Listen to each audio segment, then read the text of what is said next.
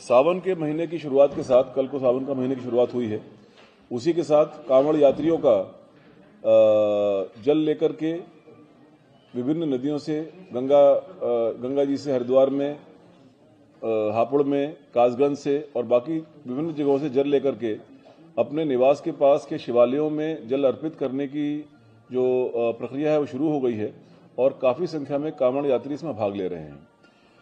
कांवड़ यात्रियों की सुविधा के लिए और सुरक्षा के लिए और general law and order maintain करने के लिए एक वृहद व्यवस्था की गई है।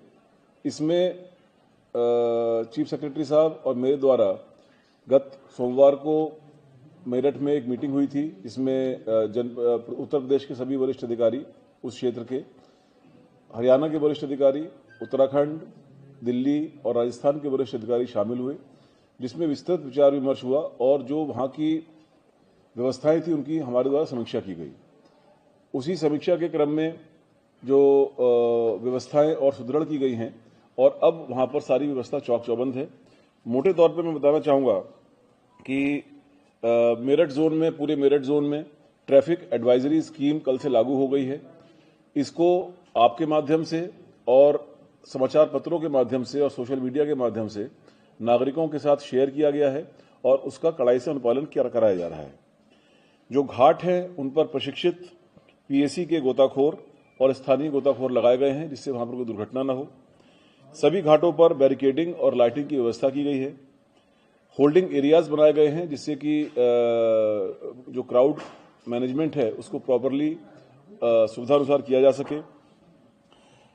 इसमें टेक्नोलॉजी का बहुत वृहद स्तर पर प्रयोग किया जा रहा है।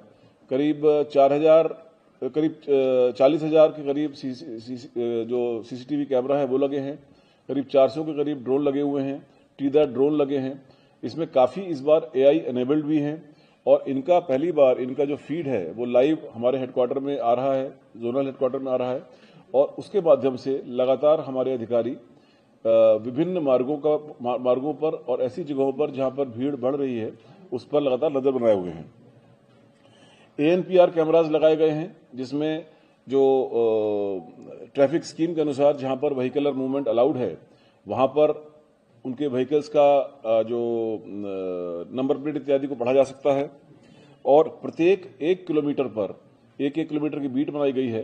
प्रत्येक 1 किलोमीटर पर मोटरसाइकिल से हमारे जवान तैनात हैं, लगातार बीट पेट्रोलिंग कर रहे हैं, जिससे कि किसी भी प्रकार की कोई अव्यवस्था कहीं पर ना हो और कांवड़ियों को सुविधापूर्वक उनका मूवमेंट हो सके।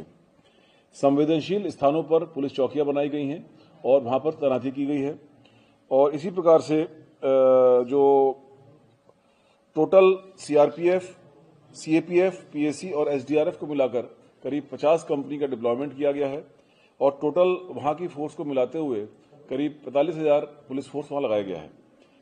इन सब चीजों के साथ साथ जो